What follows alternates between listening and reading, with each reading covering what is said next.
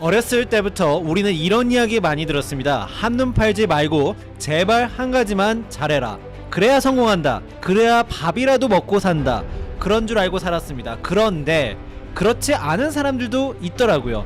일론 머스크, 카니에 웨스트, 벤자민 프랭클린, 시대를 넘나들며 한 분야의 상위 1%가 아니라 다양한 분야에서 상위 20% 이상의 수준으로 넘나들면서 문제를 해결하고 떳떳한 본인의 삶 주체로서 성공하는 삶.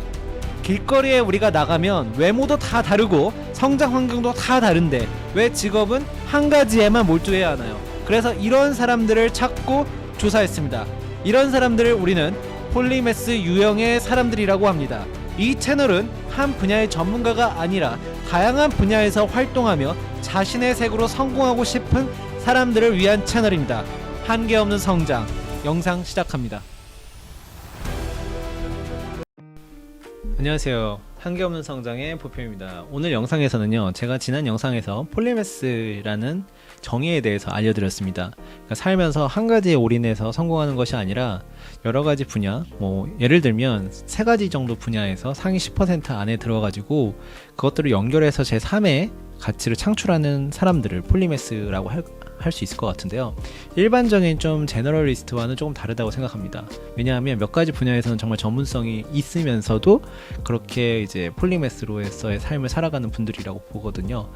그래서 여러분들이 만약에 어렸을 때 너는 한 가지만 잘해야 된다, 그런 어떤 좀 캡에 쓰여졌던 분들이라면 한 번쯤은 꼭 한 가지만 해서 성공해야 되나? 그렇지 않을 수 있을 텐데 라는 생각도 해보셨을 거예요. 그래서 이 영상을 통해서 폴리매스 유형에 대해서 제가 알려드리도록 하겠습니다. 제가 조사를 해보니까 폴리매스도 여러 분야로 좀 나눌 수 있을 것 같아요. 아마 한국에서는 거의 최초로 제가 나누는 걸로 생각이 될 텐데요. 한 11가지 종류로 한번 나눠봤습니다. 그래서 영상을 보시면서 이러한 사람들이 폴리매스였구나, 그리고 나는 어떤 분야에 속할 수 있겠구나 라고 좀 생각을 해보시면 좋을 것 같습니다. 첫 번째는 지도자형 폴리매스, 두 번째는 킹메이커형, 세 번째는 혁명가형, 네 번째는 지식인형, 다섯 번째는 교육가형, 여섯 번째는 신비주의자형, 일곱 번째는 탐험가형, 여덟 번째는 과학자형, 아홉 번째는 예술가형, 열 번째는 기업가형, 11번째는 박애주의자형, 그리고 12번째는 이제 여러 분야에 속하는 폴리매스가 있을 수 있겠습니다. 그래서 여러분들 이 영상 보시면서 나는 어디에 속할까, 또 각 분야별로 어떠한 사람들이 나올까 기대 많이 해주시고요. 자, 그러면 지도자형부터 시작을 해보도록 하겠습니다. 지도자형 폴리매스의 대표적인 인물로 넬슨 만델라를 제가 분류를 해봤는데요. 넬슨 만델라도 폴리매스입니다. 여러분도 잘 아시겠지만 넬슨 만델라 같은 경우는 일단 남아프리카의 대통령을 역임을 했습니다. 그리고 인종차별을 종식시키고 진정한 민주국가를 건설하는 데 큰 역할을 했는데요. 그래서 정치 분야에서 성공했다라고 봐야 되겠죠. 그리고 왜냐하면 1994년 남아프리카 최초의 흑인 대통령으로 당선도 되었고 1999년까지 재임했기 때문입니다. 그리고 그는 정치 분야에 성공했지만 또 인권운동가로서 인종차별에 맞서 싸웠습니다. 인권운동가의 족적도 남긴 거죠. 아프리카 민족회의 ANC에 가입해서 인종차별, 철폐를 위한 투쟁에 앞장섰고요. 그 다음에 1964년에는 ANC 투쟁을 선동한 혐의로 체포가 또 되어가지고 27년간 감옥에 수감되기도 합니다. 근데 감옥에서도 계속 인권운동을 계속해서 전 세계의 인권운동가들한테 큰 영감을 주었던 족적을 남겼고요. 그 다음에 문학 분야, 폴리매스들은 문학 분야에서 거의 다 자신의 저서를 집필을 하는데요. 넬슨 만델라 역시 시인과 수필가로도 활동을 했습니다. 그의 저서로서는 자서전 자유를 향한 여정, 그 다음에 로빈 아일랜드의 편지, 자유의 노래 등이 이렇게 있는데요. 그래서 여러 분야죠. 벌써 한 가지 분야가 아니라 정치만 하시는 분들도 있지만 정치하면서 인권운동도 하면서 문학까지 이렇게 여러 분야를 이렇게 섭렵한 지도자형 폴리매스의 유형으로 분류를 해보았습니다. 자, 두 번째는요, 킹메이커형 폴리매스로 아리스토텔레스를 분류를 해보았는데요.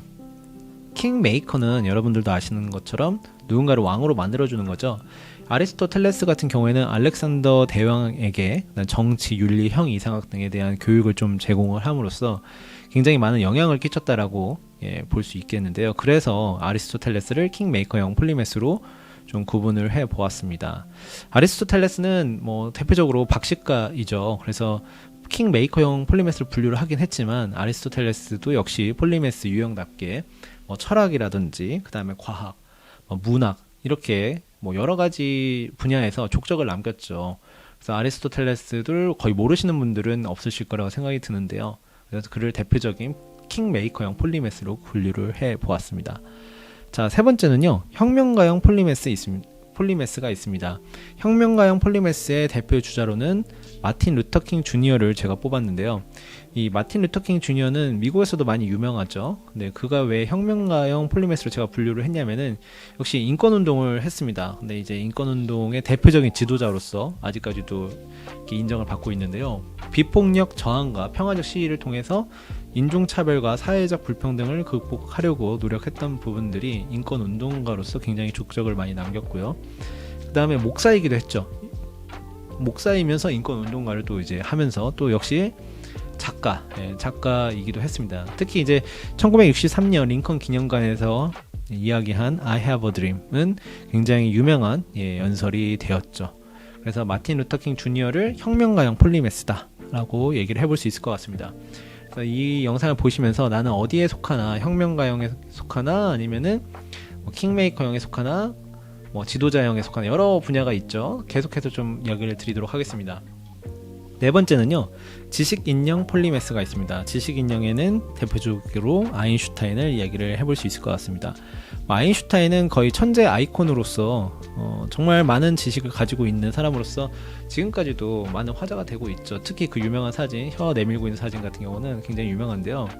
아인슈타인이 유명한 이유가 상대성 이론 그런 것들을 제시를 했죠. 그리고 양자 역학의 기초를 좀 쌓았고요. 그 다음에 1921년 노벨 물리학상을 수상하기도 했습니다. 그래서 물리학과, 수학과, 철학과 특히 이제 음악 같은 경우도 바이올린을 좋아했고요. 음악에 대한 열정과 감각을 가지고 있었다라고 합니다. 그래서 아인슈타인도 역시 폴리메스의 대표적인 인물로서 지식인형 폴리메스로 놓았고요. 이 영상을 보시는 분들 중에서 뭐 여러 가지 공부하시기 좋아하시는 분들, 지식을 쌓기 좋아하시는 분들은 지식인형 폴리메스다 라고 좀 생각이 되어집니다. 자, 다섯 번째는요, 교육가형 폴리메스. 교육가형이니까 뭐 선생님이 될 수도 있겠고요, 뭐 강사가 될 수도 있겠네요. 특히 요즘 같은 경우에는 뭐 가르치는 경우도 많이 있죠. 뭐 SNS를 가리키는 경우도 있고요. 그래서 교육가형 폴리메스는 대표적인 주자로서 몬테소리 교육 혹시 들어보셨나요? 이 분이 실존 인물이었습니다. 그래서 아시는 분들은 아시겠지만 또 관심이 전혀 없으신 분들은 모르실 수도 있기 때문에 알려드리자면, 몬테소리 이분은 이제 여자분이에요. 그리고 이탈리아 의사였습니다. 그래서 실제로 의사이면서 정신병원과 장애아동의 치료연구소에서 근무를 했는데요. 의사이지만 실제로 어린이들의 교육에 대해서 관심이 많았습니다. 그래서 몬테소리 교육법을 창안했고 그 몬테소리 학교를 설립해가지고 교육자들을 양성했죠. 바로 이런 부분들이 폴리메스의 제3의 가치 창출입니다. 그러니까 의학을 전공을 해서 의사가 되었죠. 그래서 이제 정신병원 장애아동을 치료를 하면서 거기서 이제 필요함을 느낀 거죠. 장애아동에 대한 교육에 대한 필요성을 느껴가지고 이렇게 몬테소리 교육법을 창안했다. 이런 것들이 바로 여러 가지 분야를 했을 때 제3의 가치를 창출할 수 있는 대표적인 사례가 있지 않을까라는 생각이 들면서요. 또 작가, 그녀는 이제 1936년에 어린이의 비밀이라는 책을 집필하기도 했죠. 역시 다른 폴리메스들과 비슷하게 책을 집필했습니다. 그래서 교육가형 폴리메스의 대표적인 주자로 몬테소리를 좀 뽑았고요. 자, 다음은 여섯 번째입니다. 신비주의자형 폴리메스입니다. 신비주의자형 폴리메스로는 칼융 아시죠? 스위스의 정신과 의사이자 분석 심리학의 창시자로서 이제 칼융을 뽑았는데요. 신비주의자형이라고 해서 좀 너무 좀 신비주의자형 이렇게 좀 신비주의 이렇게 생각하실 부분이라기보다는 영적인 분야나 아니면 철학 분야나 아니면 심리학 같은 분야에서 이제 폴리메스의 삶을 살았던 분들을 이야기를 합니다. 그래서 제가 이렇게 구분을 좀 해보았고요. 실제로 심리학에서 역시 무의식과 상징, 그다음 개인성과 집단성, 꿈과 신화 등에 대한 심층적인 연구를 통해서 분석 심리학이라는 학파를 창시를 했죠. 학파를 창시했다. 대단하다고 보여지는 족적을 남긴 거죠. 그리고 이제 철학에 대해서도 관심이 많았고, 또 문학에 대해서 1913년부터 1930년까지는 자신의 무의식과 대하여 만든 붉은 책이라는 책을 또 저서로서 만들었습니다. 출간을 했고요. 그렇기 때문에 역시 다양한 분야에서 족적을 남겼다라고 생각해서 대표적으로 신비주의자형 폴리메스로 분류를 해보았고요. 그 다음에 탐험가형 폴리메스가 있습니다. 탐험가형 폴리메스로는 찰스 다인 아시죠? 그러니까 여러분들이 사실은 한 번쯤은 들어보셨을 법한 그런 유명한 사람들, 족적을 남긴 분들이 폴리메스가 굉장히 많더라고요. 제가 조사를 해보니까. 찰스 다인은 역시 가장 유명한 게 진화론의 창시자, 진화론의 창시자로 알고 있고요. 종의 기원과 인간의 기원 등의 저작을 통해서 생물학 다양성과 공통성을 설명했죠. 그래서 생물학 분야에서 굉장히 족적을 남겼다라고 보여지고요. 그다음에 지질학 분야나 심리학 분야나 철학 또 여러 가지 분야에 있어서 족적을 많이 남겼습니다. 그래서 찰스 다인을 탐험가형 폴리메스, 여러 가지 분야를 탐험하기를 좋아하시는 분들을 탐험가형 폴리메스로 구분을 좀 해볼 수 있을 것 같고요. 그 다음에 과학자형 폴리메스 8번째입니다. 과학자형 폴리메스의 대표 주자로는 니콜라 테슬라를 제가 얘기를 하고 싶습니다. 니콜라 테슬라는 과학자형 폴리메스의 대표적인 인물로 다양한 과학 분야에서 혁신적인 발명을 통해서 새로운 과학적 지식을 창출했죠. 테슬라라는 거는 여러분들 현재 이제 일론 머스크의 전기자동차 그 회사로서 많이 알고들 계실 겁니다. 근데 이게 실존하는 인물의 이름에서 따온 거죠. 이름이 있죠. 니콜라 테슬라라고. 여러분들이 아시면 좋을 것 같고요. 그래서 테슬라 같은 경우는 에디슨 시대에 있었던 사람이고요. 그다음 전기공학 분야에서 또 물리학 분야에서 그리고 철학 분야에서 역시 자서전 내 발명들이라는 책도 썼고요. 그다음에 전기공학에 있어서는 무선통신의 선구자로서 라디오, 레이더, X선 등의 기술을 연구하고 실험을 했고요. 테슬라 코일, 테슬라 터빈, 유도 전동기 등 여러 발명품을 남겼죠. 그래서 과학자형 폴리메스의 대표 주자로서 니콜라 테슬라를 이야기를 해볼 수 있을 것 같고요. 자, 9번째입니다. 예술가형 폴리메스. 예술가형 폴리메스로는 레오나르도 다빈치를 이야기를 해볼 수 있을 것 같아요. 레오나르도 다빈치는 예술가형 폴리메스의 저는 대표적인 인물로 뽑았습니다. 사실 레오나르도 다빈치 같은 경우에는 이 예술가형 폴리메스가 아니라 그냥 폴리메스의 대표적인 주자로서 뽑아도 될 정도로 여러 분야에 정말 능력을 인정받았다는 여러 분야에 정말 두각을 나타냈던 사람인데요. 일단 여러분들이 가장 잘 아시는 건 화가로서 모나리자, 최후의 만찬 등을 통해서 화가로서 좀 아실 텐데, 또 발명가로서도 비행기, 탱크, 자동차, 태양열 에너지 등의 혁신적인 발명품을 설계하고 스케치했습니다. 근데 그때 스케치들을 보면 시대를 앞서간 그 스케치에 정말 놀라기도 하는데요. 저도 이제 이 조사를 통해서 또 봤는데 굉장히 좀 놀라운 부분들을 많이 봤습니다. 그 시대에 벌써 이런 어떤 탱크의 어떤 초기 모습이라든지 이런 것들을 생각을 하고 스케치를 했다는 것 자체가 굉장히 대단하다라는 생각이 들었고요. 또 과학자로서의 족적을 남기기도 합니다. 그래서 레오나르도 다빈치는 예술가형 폴리메스로서 대표 주자로서 좀 선정을 해보았고요. 그 다음에 기업가형 폴리메스로는 우리도 잘 아는 일론 머스크를 좀 이야기를 해봤습니다.